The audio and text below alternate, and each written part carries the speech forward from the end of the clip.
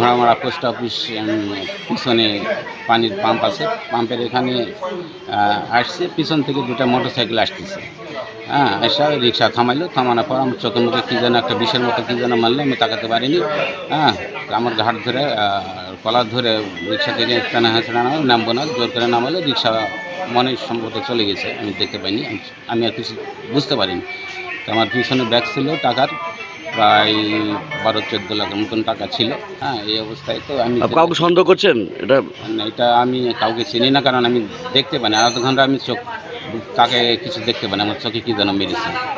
রিকশায় থাকা দিলীপ কুমার প্রামাণিকের চোখে মরিচের গুঁড়োর মতো কিছু একটা ছিটিয়ে 10 লাখ টাকা ছিনতাইয়ের ঘটনা ঘটেছে রাজশাহীতে। 20 এপ্রিল রবিবার সকাল 8:45টার দিকে নগরীর বোয়ালিয়া মডেল থানা থেকে 400 মিটার দূরে ঘোড়ামারা এলাকায় এ ঘটনা ঘটে। দিলীপ কুমার প্রামাণিক রিলায়েন্স অটো নামের একটি যন্ত্রাংশ বিক্রির দোকানের ম্যানেজার হিসেবে কাজ করেন। তিনি আগের দিন দোকানে বিক্রির প্রায় 12 লাখ টাকা নগরীর কুমারপাড়া এলাকায় মহাজনের বাসায় রেখেছিলেন। রবিবার সকালে ওই টাকা নিয়ে রিকশা করে দোকানের দিকে রওনা হন তিনি। ঘোড়ামারা এলাকায় পৌঁছালে রিকশা চালক হঠাৎ পাশের একটি সরু গলিতে ঢুকে পড়ে। এ সময় একটি মোটরসাইকেলে আসা 2 যুবক রিকশার সামনেই ব্যারিকেড সৃষ্টি করে। তাদের একজন তার চোখে মরিচের গুঁড়োর মতো কিছু একটা ছিটিয়ে দিলে তিনি তাৎক্ষণিকভাবে কিছু দেখতে না পেয়ে চিৎকার শুরু করেন। এ সময় ওই 2 যুবক দিলীপ কুমার প্রামাণিকের হাতে থাকা টাকার একটি ব্যাগ ছিনিয়ে নেওয়ার চেষ্টা করে। তাদের সাথে দিলীপের ধস্তাধস্তি শুরু হয়। এক পর্যায়ে ব্যাগ থেকে 2 লাখ টাকার মতো রাস্তায় পড়ে যায়। তা রেখে ওই 2 যুবক ব্যাগটি নিয়ে মোটরসাইকেলে করে পালিয়ে যায়। ব্যাগে প্রায় 10 লাখ টাকা ছিল বলে দাবি করেছেন দিলীপ কুমার প্রামাণিক।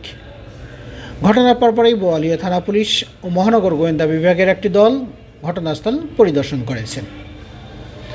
বোয়ালিয়া থানার ওসি মোস্তাক আহমেদ জানান, আশপাশের সিসিটিভি ফুটেজ সংগ্রহ করা হয়েছে এবং দুর্বৃত্তদের শনাক্ত করার কাজ চলছে।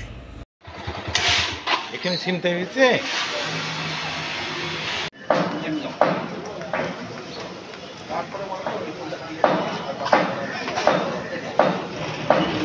রেলওয়ে মার্কেটে দীর্ঘদিন 15-16 বছর যাবৎ চাকরি করে আসতেছি। তো আজকে সকালবেলা কুমারপাড়া আমার মহাজনের বাসা, বিপুল কুমার ঘোষ, ওনার বাসায় আমি থাকি। ওনার বাসা থেকে বের হয়ে যখন গেটের সামনে এসে একটা রিক্সা দাঁড়িয়েছিল, আমি রিক্সাকে বললাম ভাই আমি ঢাকা বাস স্ট্যান্ড যাবে, তো যাবে? তা বললে হ্যাঁ যাবো। ভাড়া কত নেবে? তাহলে 25 টাকা। আমি বললাম যে 25 টাকা 20 টাকা দেবো। আমাকে উঠায় নিন, উঠায় নিয়ে চলে আসলাম, পার হয়ে চলে আসলাম কুমারপাড়া মোড়, দিকটা সানভ্যালি বিল্ডিং যেটা পার দিয়ে আসতেছে। আমি নিচের পার দিয়ে বের হয়ে পোস্ট অফিসের ওপর দিয়ে ওই মেন রোডে চলে যাবে, না গিয়ে এই ডান দিকে এই রোডে ঢুকিয়ে দিয়েছে। ঢুকা দেয়, এই জায়গাটার নাম আমি ঠিক জানি না। এই ঘোড়ামারা পোস্ট অফিস পিছনে পানির পাম্প আছে, পাম্পের এখানে আসছে, পিছন থেকে দুটা মোটরসাইকেল আসতেছে। এসে রিক্সা থামাইলো, থামানোর পর আমার চোখের মুখে কী যেন একটা বিষের মতো কী যেন মারলো, আমি তাকাতে পারিনি। আমার ঘাট ধরে কলার ধরে রিক্সা থেকে টানা হাঁচড়া নামবো না, জোর করে নামালো, রিক্সা মনে সম্ভবত চলে গেছে, আমি দেখতে পাইনি, আমি আর কিছু বুঝতে পারিনি। তো আমার পিছনে ব্যাগ ছিল টাকার প্রায় 12-14 লাখের মতন টাকা ছিল। তো এই সে নিয়ে খুব হাঁসাহাসি করছে এবং পিস্তল ধরেছে, পিস্তল না সরি চাকু ধরেছে, আমাকে অনেক মারার চেষ্টা করেছে। আমি প্রতিরোধ করারও যথেষ্ট চেষ্টা করেছি।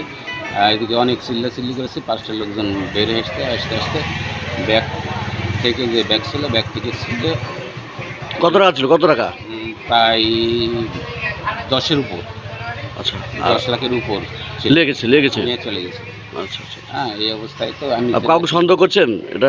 এটা আমি কাউকে চিনি না, কারণ আমি দেখতে পাই না, আধ ঘন্টা আমি চোখ তাকে কিছু দেখতে পাই না, আমার চোখে কী যেন মেরেছে বিষক্রিয়া। আপনার বাসা কোথায়? আমার বাসা মূলত বাসা বাগমারা থানায়। আর এখানে থাকেন কোথায়? এখানে কুমারপাড়া, আমার মহাজন বিপুল কুমার ঘোষের বাসা থেকে।